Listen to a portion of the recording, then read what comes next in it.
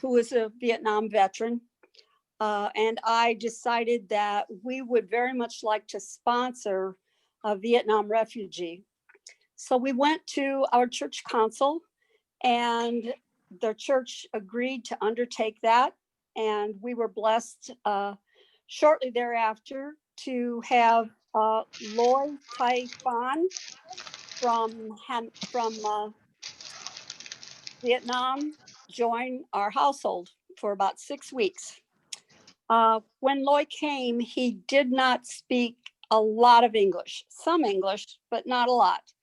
He was a refugee because during the Vietnam War, he had worked with the Americans in support of that effort.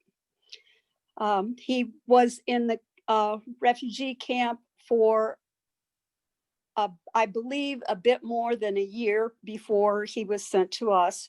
He was a Roman Catholic by family upbringing, but he religiously, oh, that's a pun, he insisted on attending church with Dave and I, even though we offered to take him to Catholic services, because it was our church that had sponsored and helped him.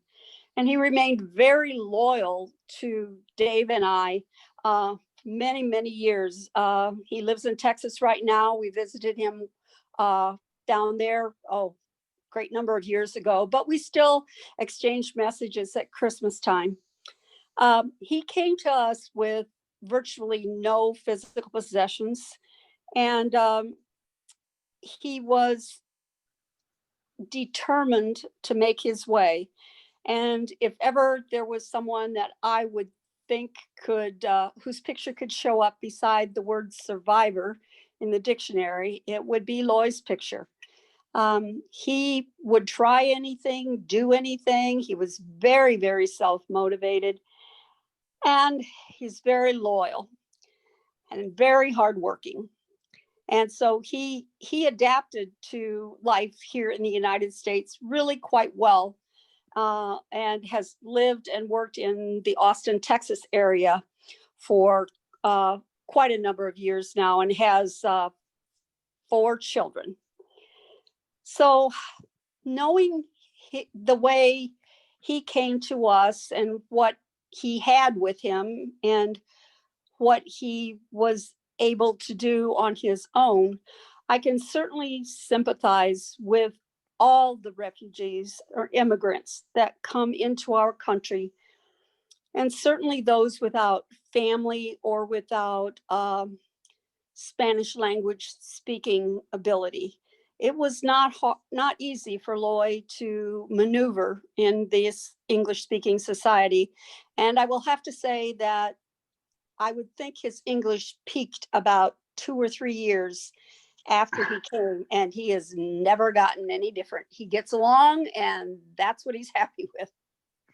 So with those things, that history for our congregation in mind, certainly we have at our church in the past practiced the Middle Eastern tradition of welcoming strangers. And I see in Ms. John's organization, the Interfaith Committee on Latin America, that same tradition is alive and well and being practiced. I know that many of the immigrants that come to our area or into any area of the United States do not have representation. Often they don't have people to act on their behalf. And so it's the work that the Interfaith Committee on Latin America does is vital to helping these folks get settled and to acclimate to this society in their new home. Dave? Oh, thank you so much. I got nothing. That's good. Oh, okay. I'm sorry. Well, I'll just say he's the hardest working person I've ever known. Like Carol says, he was only with us for 6 weeks. We provided him with some piece of bad car that should be ashamed that I even let him drive. but within about 3 or 4 months, he had a better car than we did. He worked hard, very, very hard. He didn't like coming to our house because at that time we had brick streets. He thought that was bad for his car because it was kind of bumpy. But he was extremely hardworking. And the motivation for me, I think, was similar. We face a similar problem today in that the administration's reluctance to provide access to refugees, especially those who helped in our war zones, and puts them in high danger. And I think Carol said he was in a refugee camp in Thailand, but I think it was more than a year. And many, many, many, many people linger much longer than that. And if we're going to get involved in these wars in foreign lands, then it obligates us in some way to take care of those people who are put in danger because of their allegiance to us. Thank you. And now we'll turn this over to Ms. Sara John, who is the Executive Director of the Interfaith Committee on Latin America. Thanks so much for speaking tonight, Sara. Oh, thank you guys so much for having me. I'm really excited to be here. I'm excited to have a conversation, and I hope that, man, would that we could be sitting around a table in a conference room somewhere or in a cafeteria of a church, drinking and eating together.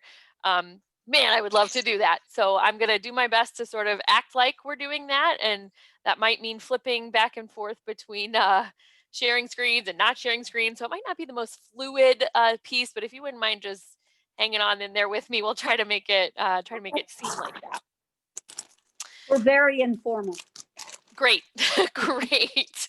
I think part of what I hope to accomplish tonight is sort of touch on a lot of different aspects and angles of things and details and perspectives and ways that we can think about this issue, right? We like to pretend like it's an issue that we should talk about, but I think we all know at some point that it's much more than like one thing that we need to talk about. I think that the other piece here is that I think as people of faith and goodwill, we are sort of called to get into the mess, right? Where we are called to, I would call it discernment, some would call it struggle, some would call it, other things, right? We're called to not back away of trying to pursue our values or pursue building the kingdom of God on earth, right? That doesn't always mean it's like A plus B equals C, right? It doesn't always mean that the answer is abundantly clear, and why can't we all just agree on this, right? And so I don't mean to suggest anything tonight as like, well, here's the magic solution I offer. What I want to offer actually is just a place that we can talk through it, that we can wrestle with it, that we can trust each other enough to pursue that conversation that I think so often we are, at least in the national dialogue, and I would say especially in the weeks leading up to a controversial presidential election, we are discouraged from having that depth of conversation, right? We are so easily convinced to have the top lines and the memes, and it goes on all sides, and all are guilty and all are innocent, right? So I think like at some point, the other thing is just one final note on the sort of elections and politics and partisan, like, look, I don't think anyone's nailed it. And I think we are all responsible for trying to figure out how to make it better, right? And so I think I can critique this administration. I will critique administrations before it, and you can bet your bottoms I'll count the ones that come after it, right? And I think that is not to suggest that we don't have incredible and beautiful and wonderful people in our community, goals in our government, all these sorts of things, right? Like that exists, and we can do better. And I think that's what I'm hoping to get at. I am looking at Carol's iPhone picture very largely. I'm going to see if I can change that. Is anyone else seeing that, or is that just on my screen?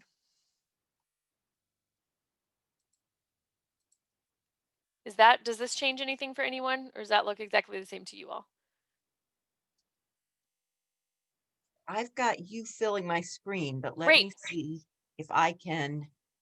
That's now how it looks for me. Is that how it looks for everybody else? Not that I need to be filling your screen, but okay. Well, why don't we try this? Let me share a couple slides, and I think I will just sort of dive into some things, and we'll pop in and out and see how it goes. Does that work for you guys? Yes. Okay, very cool. Let's say a quick prayer that I can master my Zoom skills here. Are you able to see a title slide? I'm assuming there's thumbs up, but I can't see any Yes. videos yet. Great. Yeah, we're all muted, Sarah. Nope, perfect. And I think I have, you can't see little videos of you on my screen, can you? No. Great. So I think now I can see you, at least some of you. So that is helpful. So it doesn't feel quite as much as I'm just talking at the blank wall in front of me. So I think a couple of things that we could start out just to sort of talk about who my organization is, who we are. As Carol mentioned, the Interfaith Committee on Latin America is a 501c3 nonprofit that has been around in St. Louis for not quite 40 years. And while certainly programs and projects have changed over those years, pretty much the mission has remained pretty consistent. Certainly there's been some vocabulary updates and things like that, but our mission is through education and organizing that we will convene an interfaith community to accompany the people of Latin America in their work for human rights and social justice. So for me and in our programming, we're looking at education, organizing, and accompaniment, right? And I think accompaniment maybe is not a term that everyone is familiar with, but I think it goes back to some of our roots in the late 70s, early 80s, looking at the role of people of faith in Latin America when you're looking at harmful dictatorships, sometimes backed by the United States, sometimes not, with varying degrees of intervention, right, for good causes and reasons, and sometimes less pleasant ones. We saw people that were, yes. There's 2 gray boxes that are covering part of your screen, part of your slides. You know what? They said that to me at the last meeting. Are there still gray boxes when I'm just in video? No, not at all. Okay, And when we tested, the gray boxes didn't pop up. You know what I think it is? Because this happened, I was presenting, may or may not have been presenting earlier tonight. And I think it has to do with the live streaming or the recording. We're not live streaming. Doesn't matter. We could skip slides. Let me try one more time and we'll see how that works. Is that okay? Okay. And Carol, unmute yourself so you can give feedback too, okay? Yes. Okay, let me try one more. Sorry, I didn't have the chat open. Let me try to share screen and we'll just see what happens. How about now? Now it looks good to me, except for the banner line on the top is blacked out, but the rest of the slide I can see. Okay.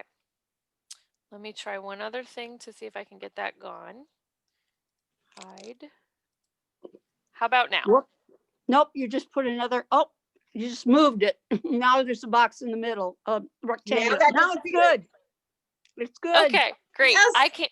I can't see anyone, so I'm just going to go with it. Please, I will not see nonverbal things for now, so please feel free to come off mute. I think most of our programming has worked in the last certainly 5 years, has focused pretty specifically on immigration and sort of the encounter and the opportunity to educate and organize and accompany in the United States. Historically, we spent a lot more time sort of in Latin America and in Central America. Working a lot sort of in different aspects, but as you can imagine, global demographics, among other things, have significantly changed since the early 80s. And so a lot of our work has changed as well. See if I switch slides, does it work? Can you still see slides or do I have gray boxes? You're good. Okay, great. So at least on mine. Will someone shout out if it looks goofy? Maybe let's just start with a conversation about why people migrate. What do you know about why people move?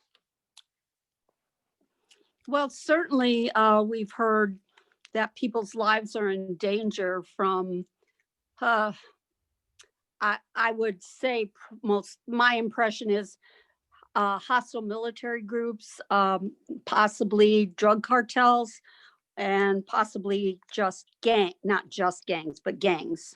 Mhm. Rejoin loved ones, Mhm. economic betterment. Yep. How many of you are native or born or have lived your life in the place, I would say, in St. Louis, although I don't think you're actually in St. Louis. So how many of you are from the place where you are living now? And if you were not from there, why are you there? We came here when Dave got home from Vietnam. And what brought you to that town? He was If you don't mind. stationed. He was stationed Okay. outside of here to finish out his 3 years, and I came here to do my residency in the laboratory. And we liked the area, so we just decided to stay. So for jobs also, right? If I'm going to grossly oversimplify careers, military station and finishing education and professional study, right? Like moved for following school, right? That's Or right. jobs. I'm here because of my grandchildren and daughter. Because they live there and you moved to be with them? They lived here, yes. Okay. Be Cool. with- Be with family. Anyone else want to weigh in?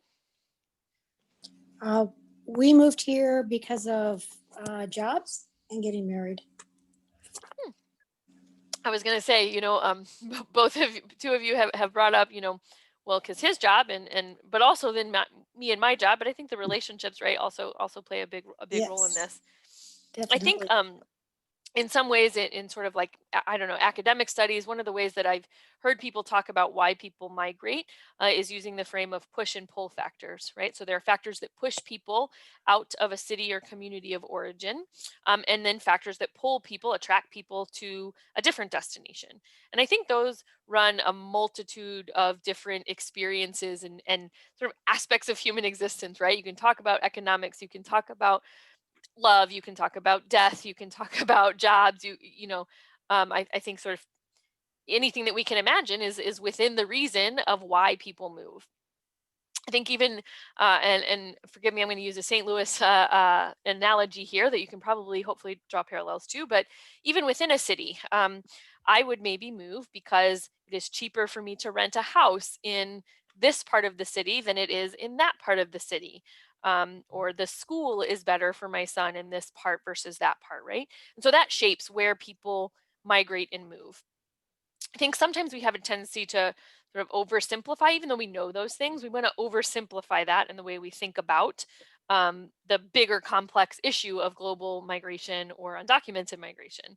And at some point, I also want to sort of bring us back to these like simple human existence type reasons that we can all empathize with at some point, right? The very different aspects, and not to oversimplify, but we can find common ground because many of us have experienced those similar features. I want to talk briefly about what immigration looks like in the United States right now, what immigration law is. Clearly, I'm going to throw out my disclaimer that I'm not an immigration attorney.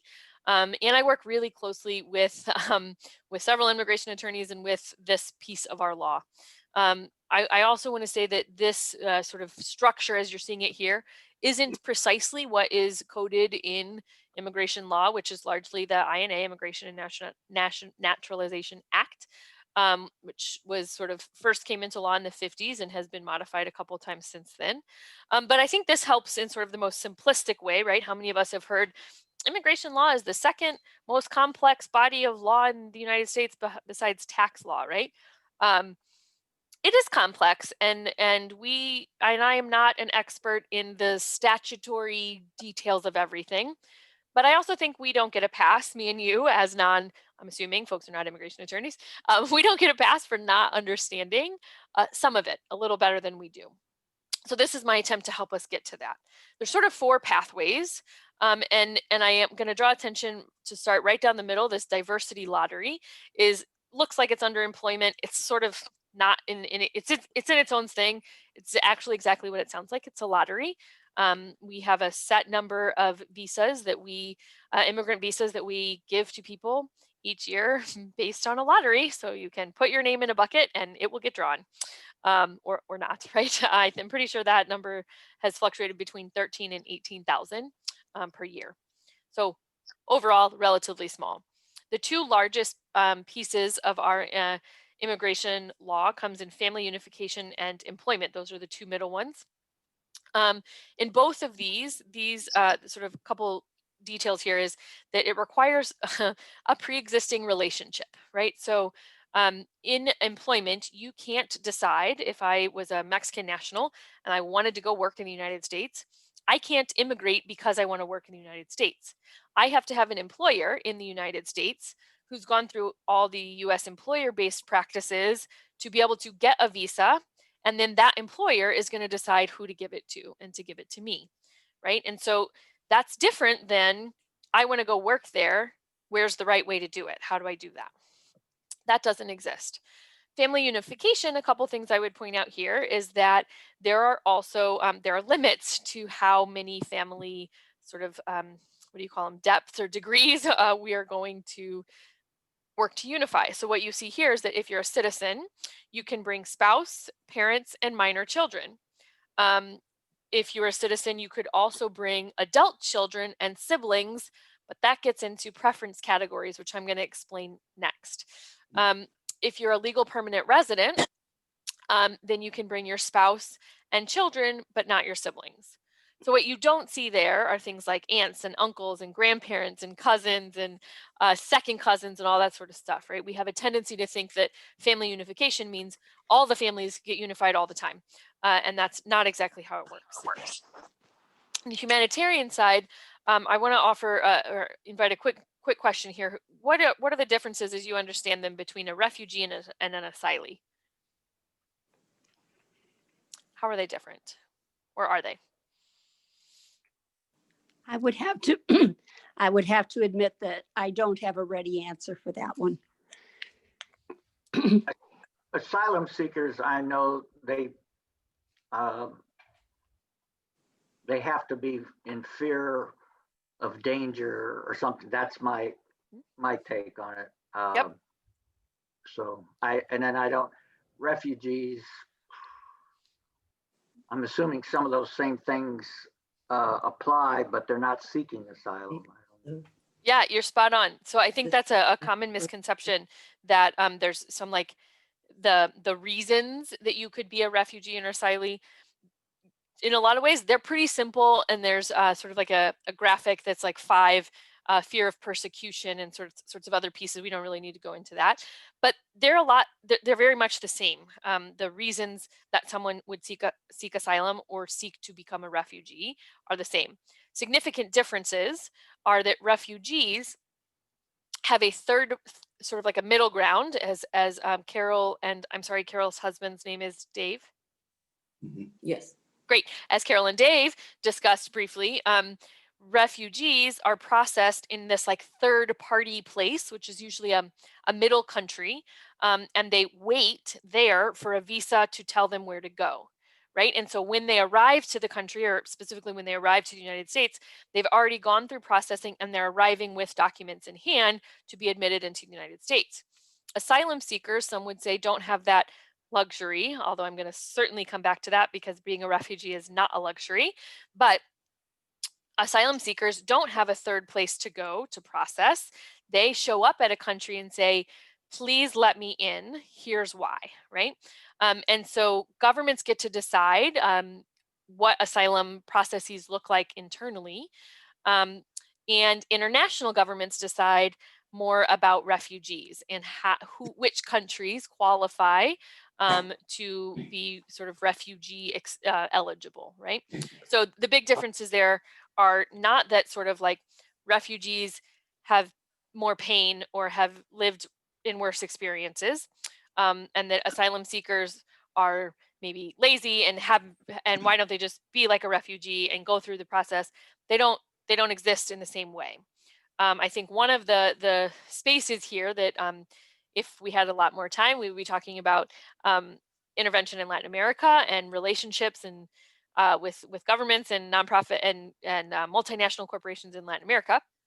But in a lot of ways, we shape which countries we sort of, as an international community, and we could talk about the role of US and international communities in politics and laws, we shape which countries we're going to sort of like approve as being refugee eligible countries, for lack of a better word. In some ways, that would mean that if we're doing policies in, say, Honduras, and we have really strong financial ties to a government or quasi-government companies, then we might not want to admit to an international community that we're also aware of grave human rights violations that are causing forced migration of people from that country. That would sort of present a conflict of interest. So in some ways, it can get really messy about who can seek asylum and who can seek refugee status and who cannot.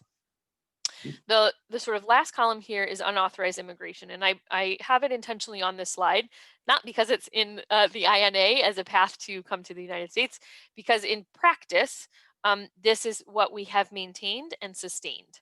So I think there's a tendency to think that that this sort of undocumented problem is something that has happened by happenstance, or sort of like naturally came to be, and that it's so out of control that we can't control it or can't fix it or resolve it. I think those are, my experience has suggested that those are not true.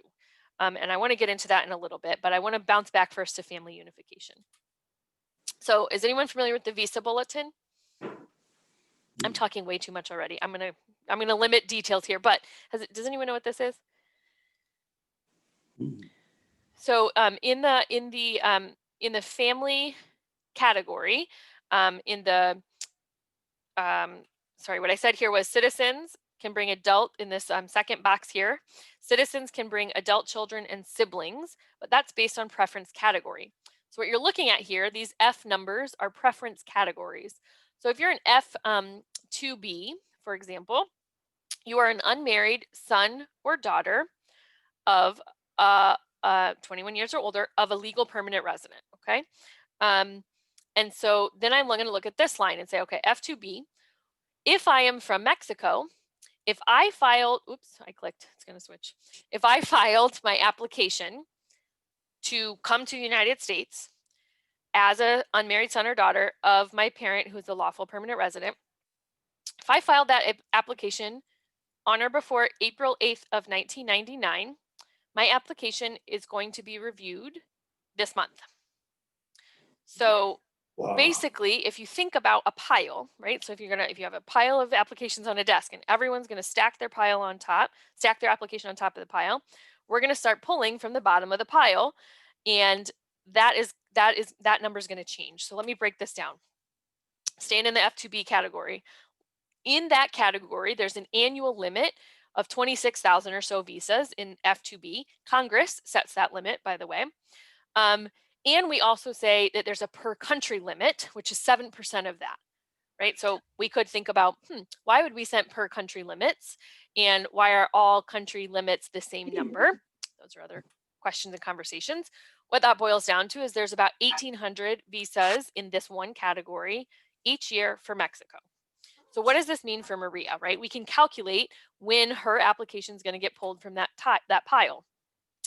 That calculation is pretty simple, right? You take the total number of applications pending divided by the annual limit, which is 1,838. So right now, there's roughly 143,000 applications in that category pending because we only get 1,800 a year, right, per country. So what does that mean for Maria is that she's going to wait 78 years before her application gets pulled off the pile. Jeez. That means she'll be 99 years old since she applied when she was 21 when her application is reviewed. The other problem here is that those numbers aren't stagnant, right? They're not static. A different number of people apply each year. So if we had a huge increase in applications one year, then that top number, the number of applications pending, is going to crazy increase as well.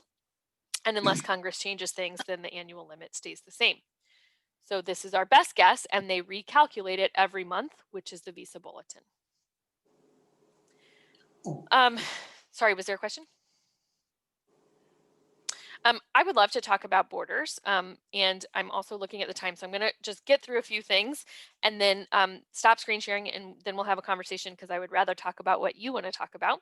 But I did my master's degree at the University of Arizona in Tucson, and I had the privilege of working at a nonprofit organization called Humane Borders, which was a Disciples of Christ sort of mission as it was started. It was run at that time by the Reverend Dr. Robin Hoover.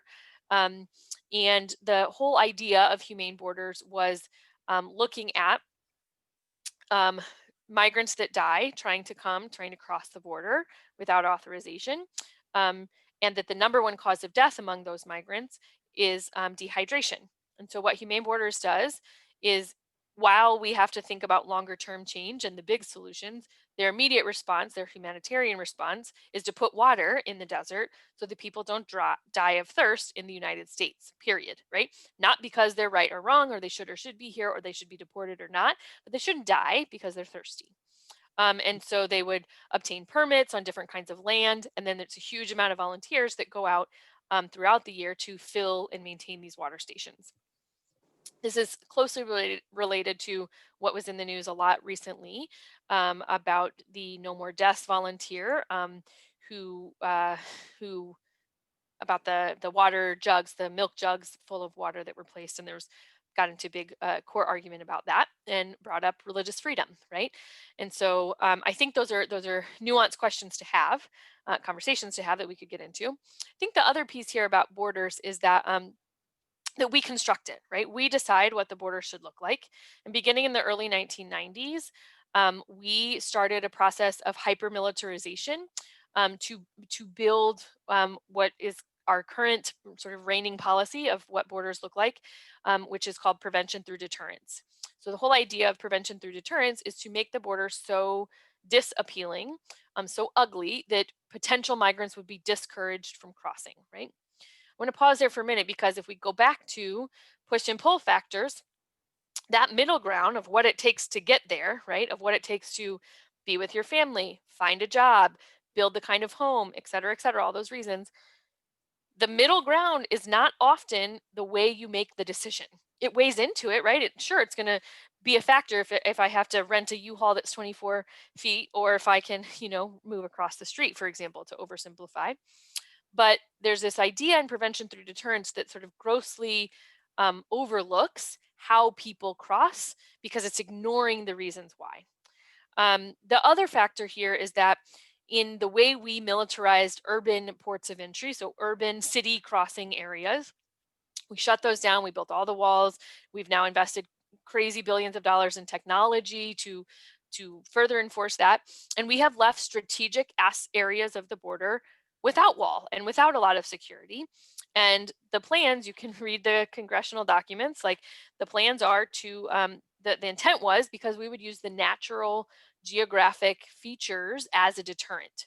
What that meant and what that has in effect led to is a funnel effect that didn't change the number of people who are trying to cross, and it didn't change the number, that didn't reduce the number of people currently living in the United States without authorization, but it did lead to an exponential increase in death and disappearance among migrants, because it pushed people into these really rural areas, because it's not changing the push or pull factors, right?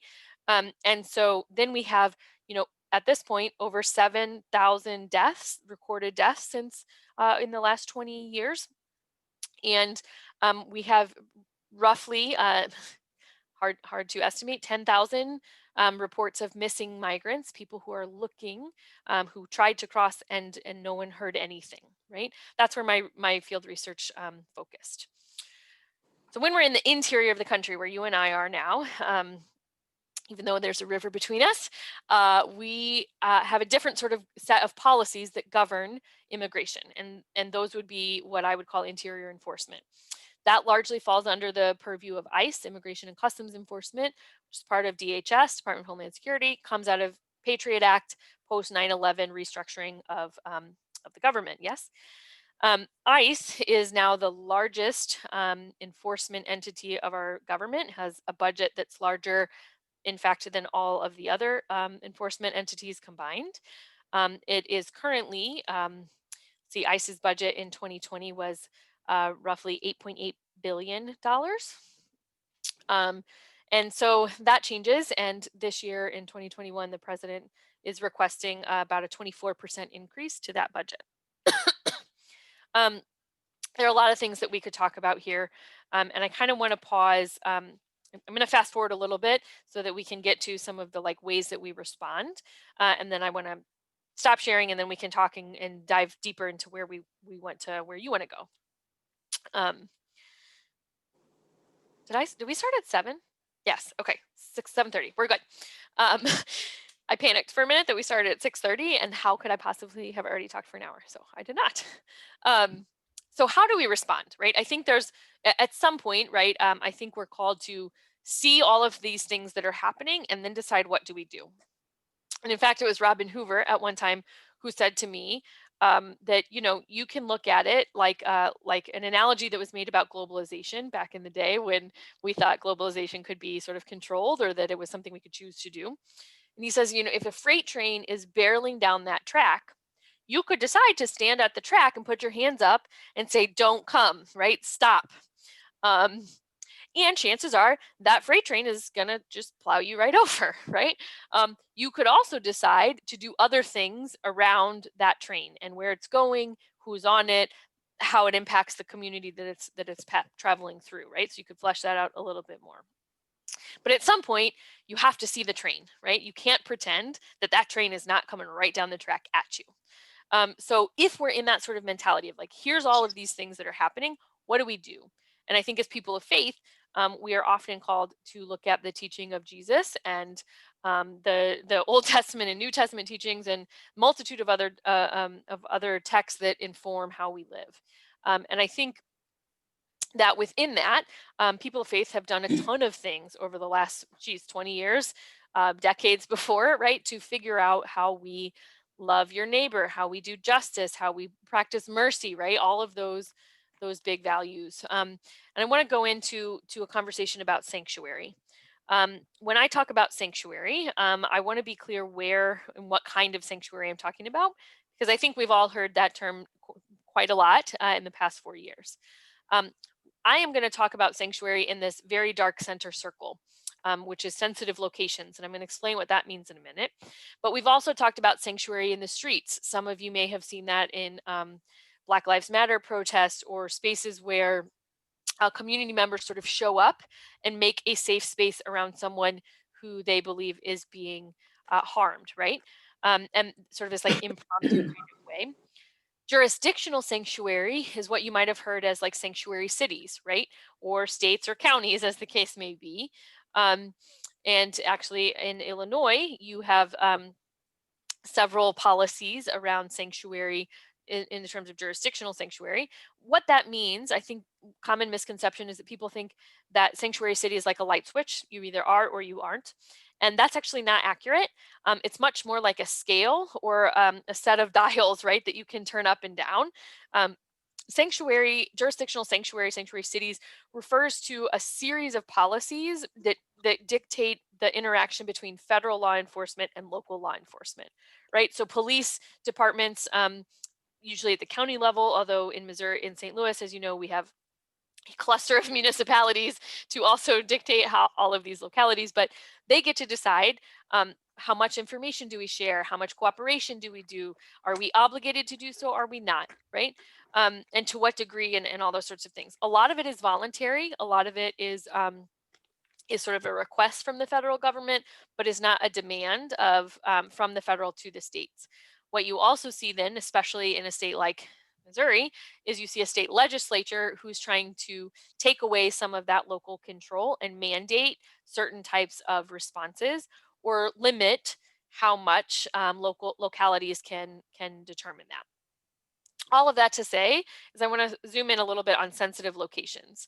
And sensitive locations is about an immigration, an ICE policy memo that discourages immigration enforcement in sensitive locations, and it lists five different locations. And so before we get into all of that, I'm going to explain the why and the how, should you be interested in that. I'm willing to listen. I want to introduce you to Alex Garcia and his family.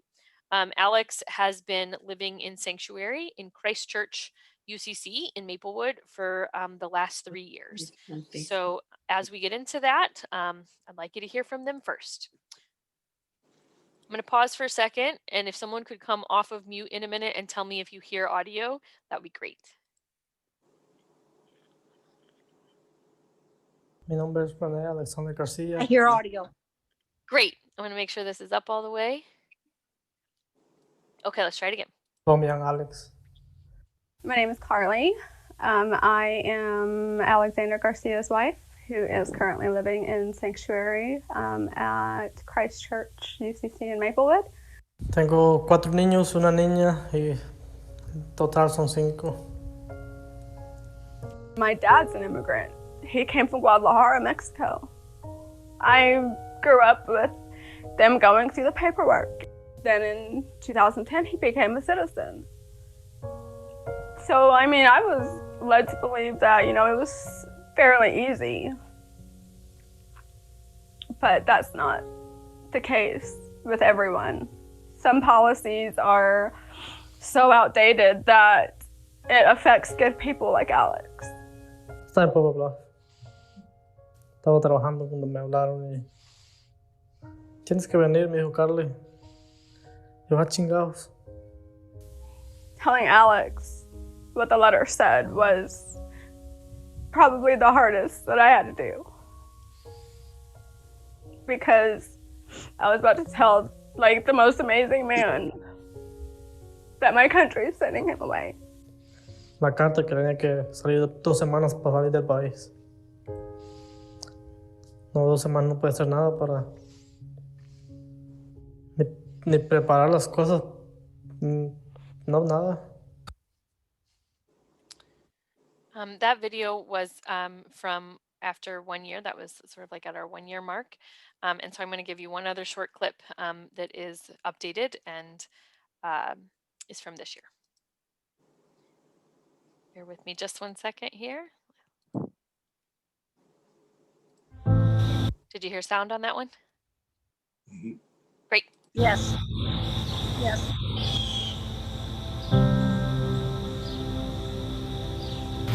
Oh, yeah. Thanks,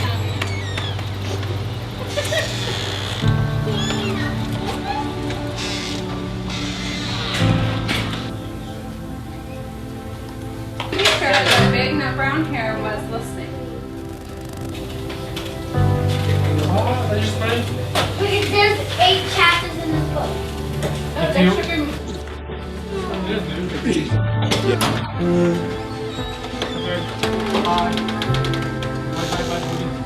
One. Go.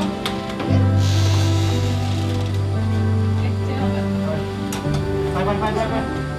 Send the thing.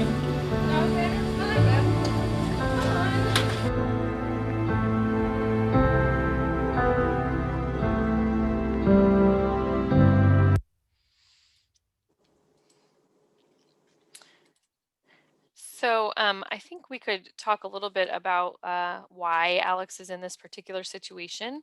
Alex is from Honduras, and he fled some pretty extreme poverty and increasing violence. So as the violence spread to his community's town, I think some of you mentioned it. You would maybe call this sort of like non-state violence, although the lines between sort of state and gangs are very blurred in rural Honduras, because many times it is sort of one and the same. But he left so that he could help his parents pay for his younger sister to go to school, one of his younger sisters. So he came here. He had I think a cousin that was somewhere in Texas. So he crossed the border and was picked up. He was apprehended the first time. This was in 2000. He was in immigration detention for a few months. He was deported, sent back to Honduras. About 2 years later, he attempted again and successfully entered the country. He was sort of, some of you might have seen sort of like clinging to a freight train. So I want to say riding a train, but like not like riding a train, but like holding onto a freight train. And thought he was going to go to Austin, Texas, and then got off the train in Poplar Bluff, Missouri. So we've had some geography lessons since then. And then he started working, and he built a life there. He met Carly, and they got married. They had two kids together. They have 2 kids. Alex has 2 kids from a previous marriage, previous relationship, excuse me, and Carly also. So they raised these 5 kids together, and everything else aside, I don't know how they do this blended family work like they do, because it's truly been incredible how they've raised these children. And so, as Carly mentioned, like they got married. This was later, probably 2010, the first time, 2012, the first time that they saw Nicole Cortez, who's a nonprofit immigration attorney here in St. Louis, and said, okay, like we're ready to fill out the paperwork. And because of that prior deportation order from what was, 10 years ago at that time, and the fact that he re-entered, Alex is subject to a permanent bar. So basically what that means is that he can't adjust his status through his wife or through any of his kids or through any of those other pathways that we talked about. He would have to leave the country and be outside of the country for at least 10 years and have to prove and document that, then have to reapply, and then have to apply for a waiver. And those are multiple stages of uncertainty. And I think sort of comes to this idea of like, even if they tried to do it that way, what would that mean? What would that look like? And how do you raise a family of 5, especially one of their children? Aiden has special needs. He has Asperger's disease and has a really close relationship with Alex, who's been sort of foundational in his ability to grow and cope and maintain with those complications. So after this sort of like disappointing meeting where they were told like, there's nothing I can do, good luck. They went back to Poplar Bluff and kept going about their life. In 2014, Alex's sister ended up also fleeing Honduras. She came here to seek asylum, and she had to go to immigration for her first sort of like check-in after she was processed in the border. Came in, she's now in this waiting line to have her day in court to seek asylum. And she had to go to ICE to kind of say like, yes, I'm here. Here's my phone number. Here's where I'm living.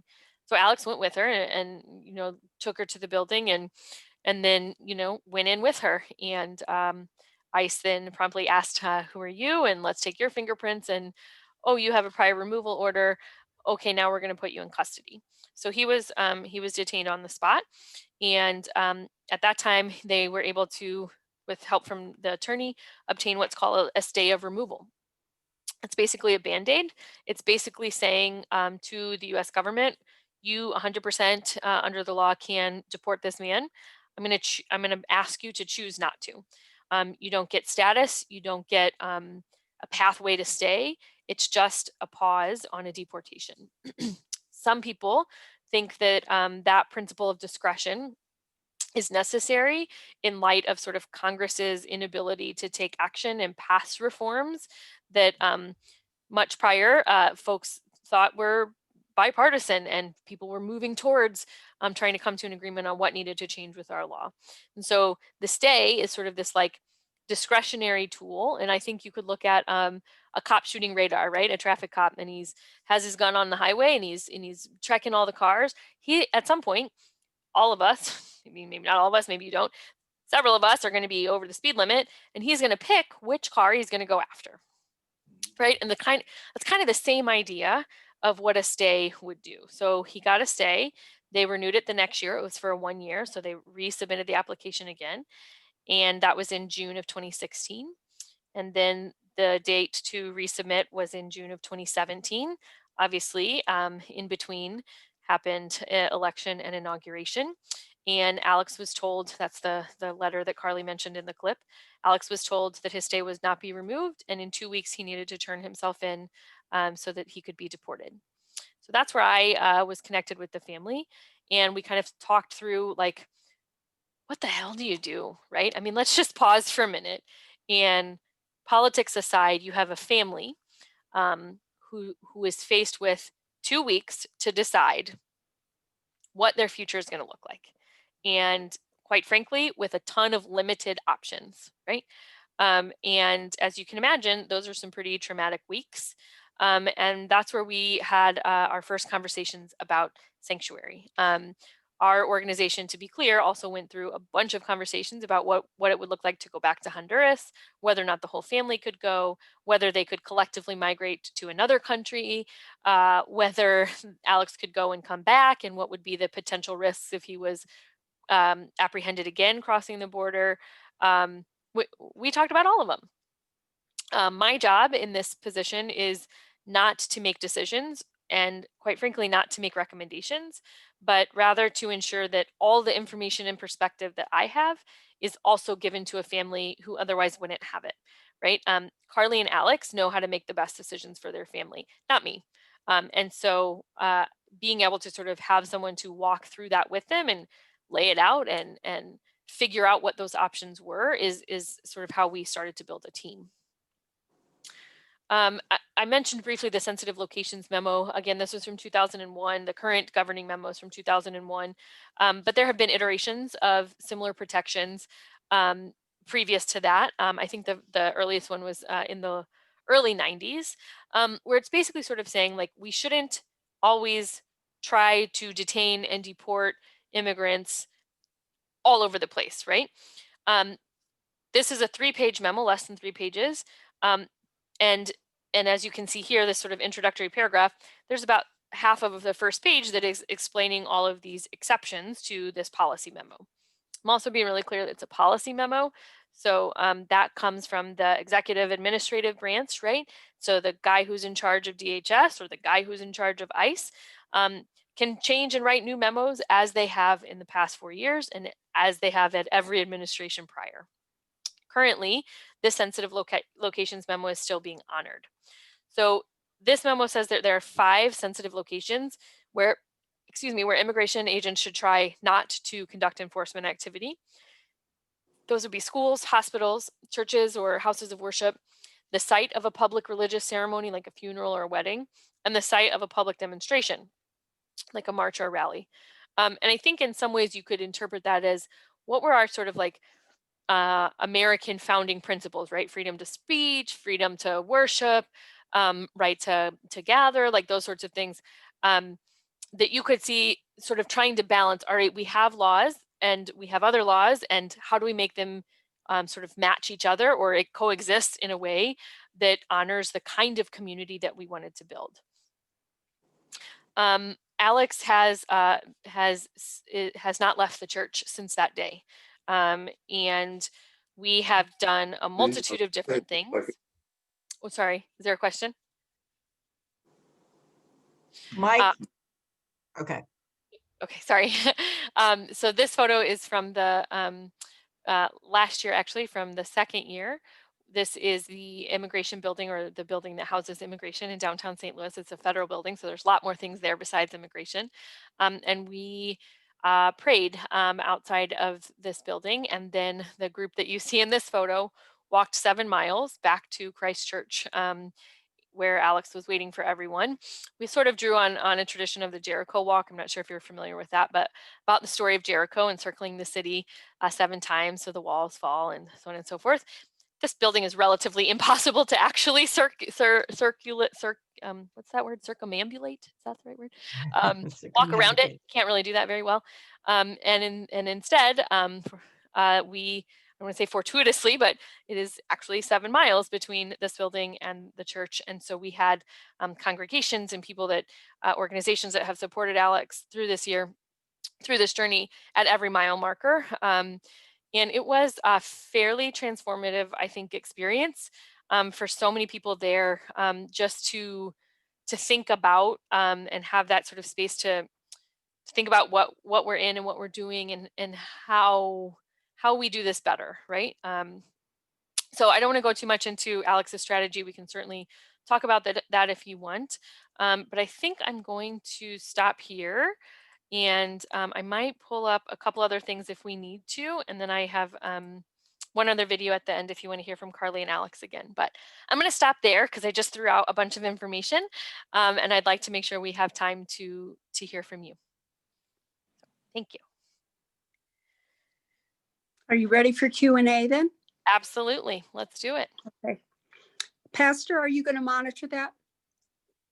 Yes, so actually, we're small enough. I'm gonna stop the recording and I will then have you all turn your microphones on. Go ahead and turn them on.